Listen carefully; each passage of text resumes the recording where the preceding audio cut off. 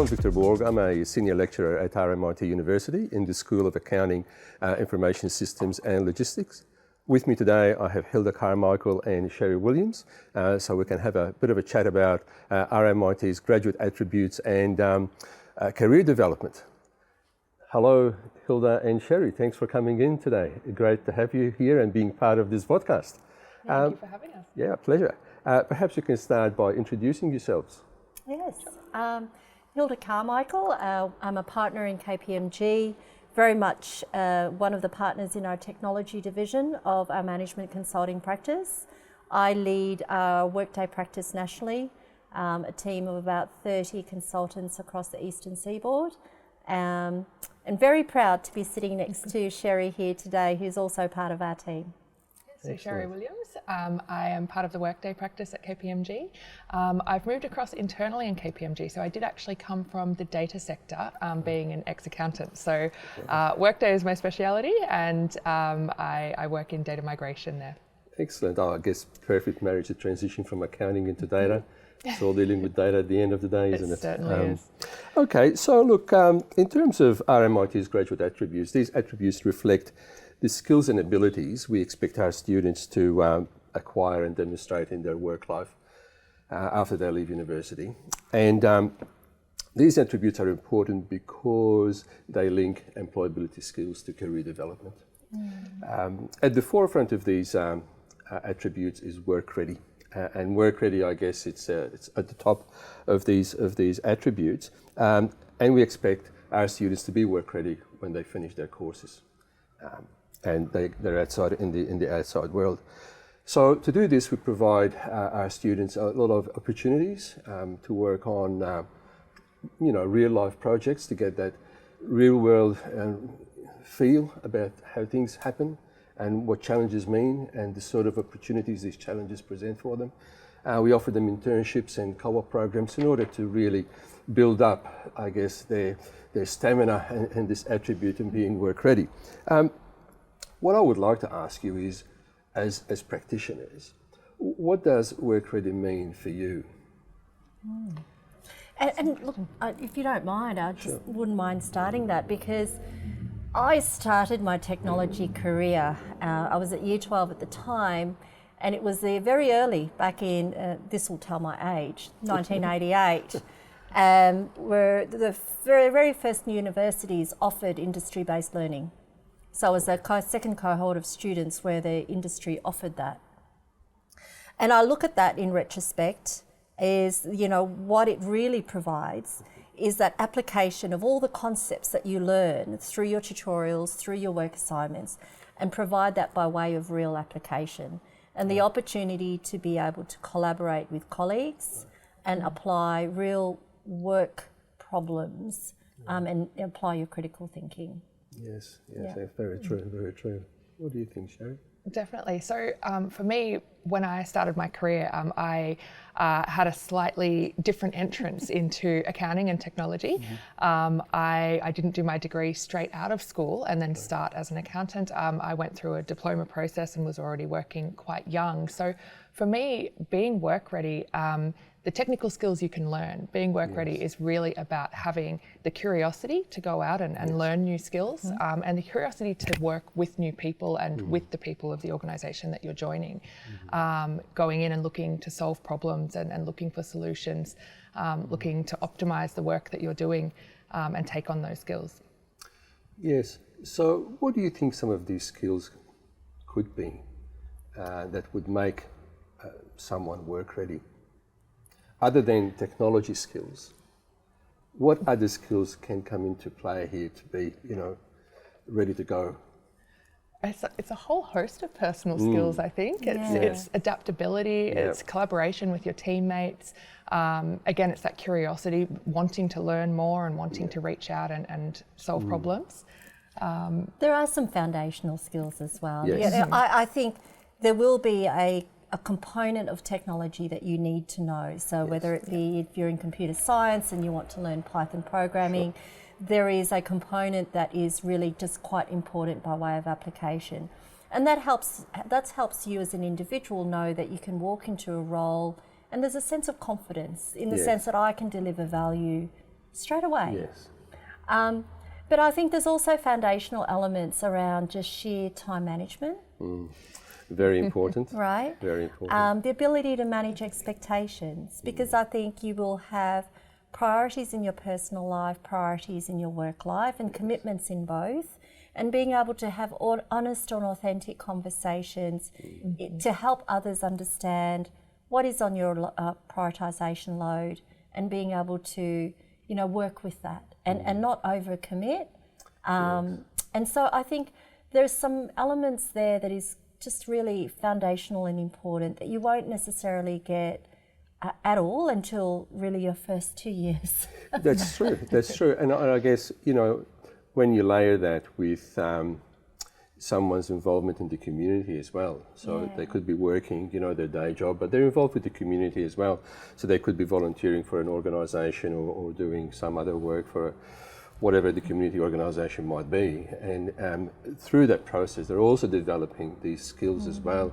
The adaptability one, for instance, that's highly important. And I guess that's what, travel brings with it when they all want to travel after leaving high school. They all want to travel, and probably the biggest lesson they learn is adaptability through those life experiences.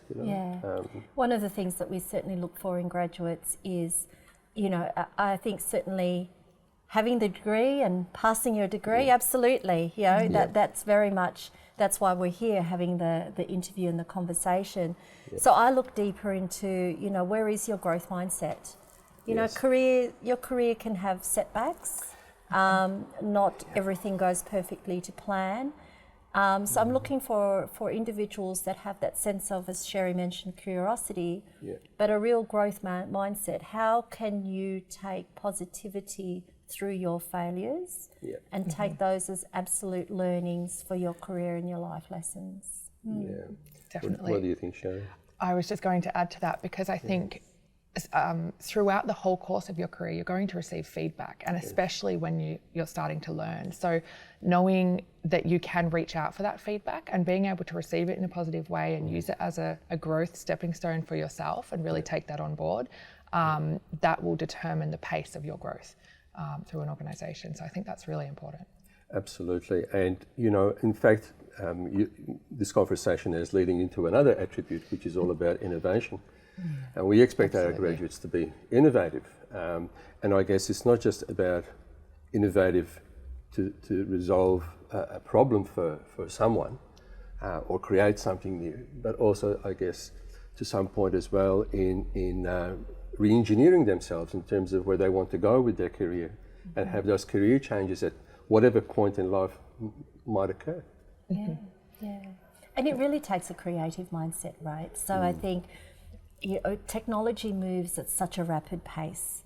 I think through the decades in my life, we moved from black and white TV to coloured and so forth. So it is moving at such a rapid pace, in which truly means that being a technologist, you have to be open, you have to be curious, you have to look at bringing all different patterns together and how can technology make that real, make that alive. That's right. Definitely. So, one of the questions I get asked all the time, especially by students in one of the courses we run, which is all about innovation, is they'll say, "Oh, I'm an accountant, I'm not creative enough."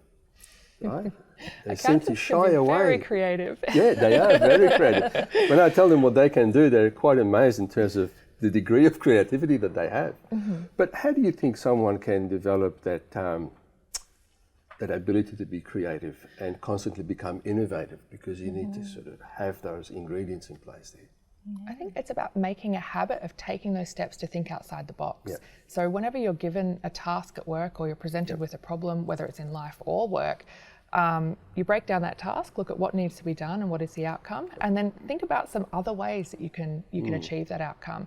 And especially when you do start to work and join an organisation, what we're looking for with those innovative qualities is something that can improve efficiency, something that can improve the outcome. You're constantly improving on what you can do. Yeah, which I think brings us back to some of the issues you raised there, Hilda, about being able to cope with the situations that, the outcomes don't quite eventuate. there's failure in there. And I guess how can a student develop those that strength within them in order to be able to cope with those minor setbacks or setbacks that do happen over a period of time, when they have invested so much of their energies to innovate and find a solution towards a problem. Yeah, my recommendation is this, and look, the last 3 years has been difficult with very much remote learning, remote working, but community is important, and equally, I'm saying a lot, community is important and your colleagues are important. I always encourage, don't walk this path alone. So you can recognise, and personally for me, I'm not an innovative person. I'm very left brain, very structured. So I rely on my husband, who is this most amazing creator, imaginator, and we talk.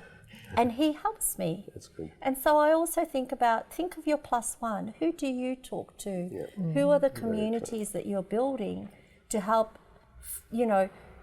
fulfill all your dimensions? We're not asking our graduates to be everything. Exactly. We are looking at how will you fit in a collective team that then really enriches our capability in our technology practice. So think of your plus one, or you think about your community, and communication is important. Definitely. Sherrie? I was just going to add there, one thing I've always said, and one thing that I teach my son, is that when you are coming in for a new position, or when you're looking for a new job, always select your mentor. Don't select just an organisation. Select somewhere where you have somebody who will mentor you through. Select an organisation that has support for you and additional training, and really choose your own career path from that. That's true. And having mentors in life as you go through your career, and they change as your career develops. Definitely. But you tend to find over the long term, you tend to stick with one particular mentor because things have really clicked with each other in terms of your learnings and your attitudes, how they develop over time through the influence of that person. I think it's quite important to find a mentor to guide you through, rather than stumble through life on your own, which is quite difficult to do. And find your mentor who's the opposite of you. Yes, absolutely. Absolutely. Challenge. Absolutely. Yes, it reminds me of a number of situations where I had a mentor, but unfortunately he's not around anymore.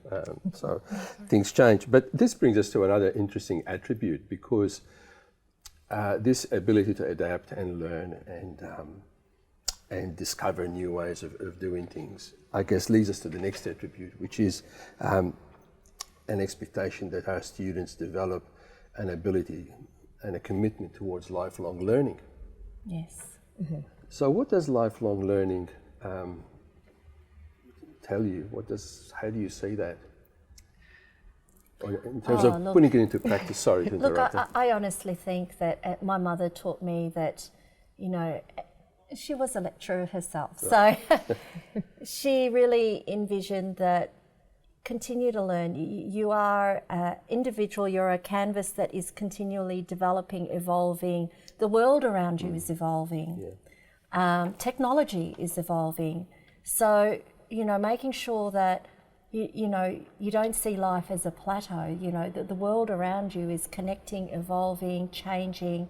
So part of this is how do you fit in with that growth and that movement? And this is really the most exciting part, to know that, in your 30s, 40s, 50s, 60s, you're still growing and evolving. And, my mother, who's 92, she can still WhatsApp and FaceTime me. So she has continued to evolve and grow. Yes, that's right. True, and making that being aware. Yes, absolutely. Isn't it? It's that a awareness. mindset.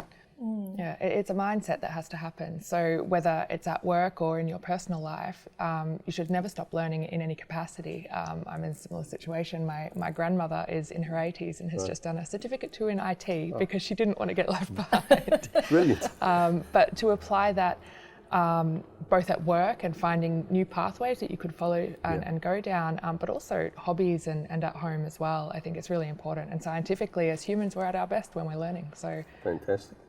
Fantastic. How do you see this lifelong learning connection to career development?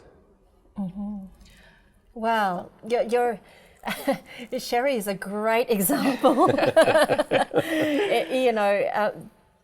Share your career. This is great story. Sure. So I think the biggest part of my story is that you never quite know where you're going to end up, and so you have to approach life as this wonderful adventure that you can choose your own paths and go down, and that is by taking steps to learn different things as they present itself to you, and if you think that you'll enjoy it, and enjoying what you're doing is very, very important as well.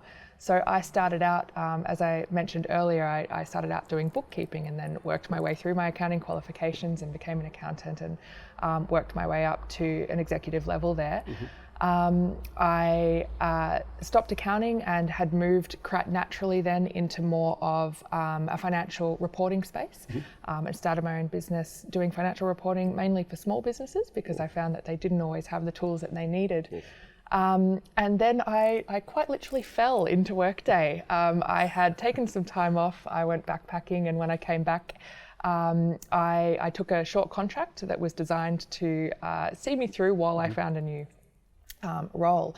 And it happened to be Workday Data. And what I found is that the skill set that I had acquired in accounting, and that is data handling, reconciliation, the understanding of what needs to match and the structure that data needs to hold, that tied in so well with what we needed when we're doing technical implementations, because there is always a data piece where you move your data from the old system into the new system, and that's now what I specialize in. So I took that short contract. I ended up leading their APAC team in a global implementation for the next couple of years, and my career there has then progressed through various stages. So I'm a late bloomer for a firm or for a consultancy career because I've only come into KPMG about 1.5 years ago.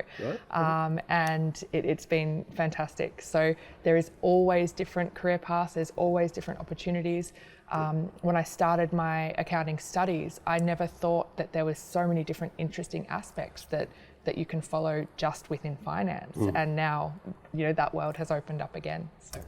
Yes, incredible how things move and change, and you give yourself the space to allow yourself to take the chance. Definitely. To do what you will enjoy. Yes. And move forward, isn't it? And you touched on another attribute that we also expect our students to have when they finish, and that's having a global outlook to things, which shines very well in what you have just said there, Sherrie. Yeah, definitely. So the global side of things.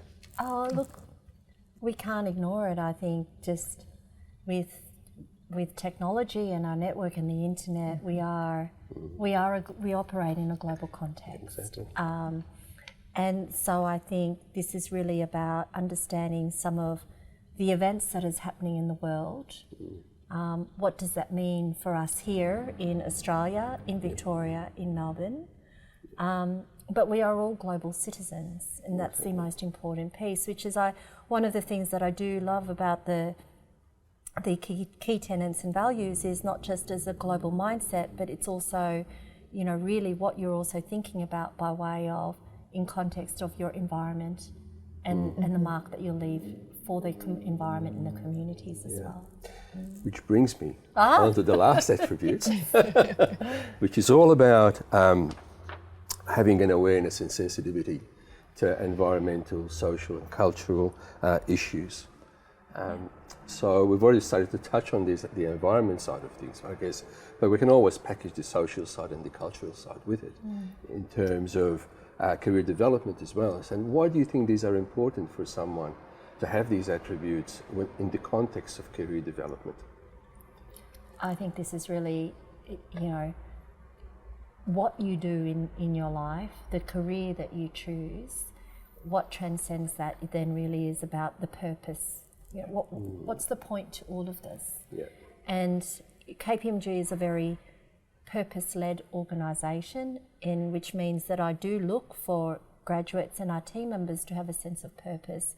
And sometimes I often find that, you know, being through tough periods like COVID, you need to think about the greater purpose. And I do honestly believe it's really about how we give back our talent, our experience to the community around us. Which I guess, you know, I mean, you're right on that. I mean, we're part of the community. We've got to give back, isn't there? I mean, there's this idea of this social contract, this expectation that we're allowed to operate in society, and we need to make that contribution as well for the greater good, isn't it? It's about the footprint that you choose to leave on the world, and leaving whatever you touch in a better state than it was when you got there, or certainly setting that up to happen. So there's a huge amount, I think, that as people go through, and if you genuinely follow your own interests and what makes you feel good and what you can give back, you will find that purpose, and you can do that through career. Yeah. I guess, the environmental side, from a sustainability perspective, is shaping how we work. Yes. Is shaping possibly future careers. Do you see any developments in that space as a result of the sustainability initiative? In redrawing the canvas, so to speak, of career structures? Yes. Look, I mean, you know, if you look at KPMG's website, we are really looking at, you know, environment, sustainability and governance, the ESG agenda, and supporting our clients to help them achieve that agenda for their organisation. And, you know, trying to, and I'm looking at the finance example, you know, how do you actually financially report an organisation's carbon footprint?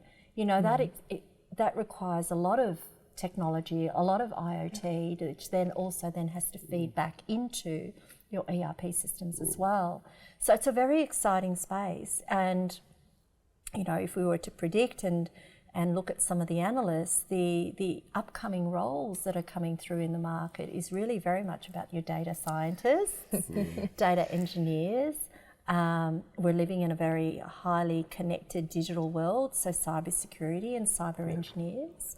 But, you know, that is also really just trying to understand how do we, you know, I think the emergence of blockchain, IoT, really trying to make that, unlock the value of IoT in that agenda of ESG.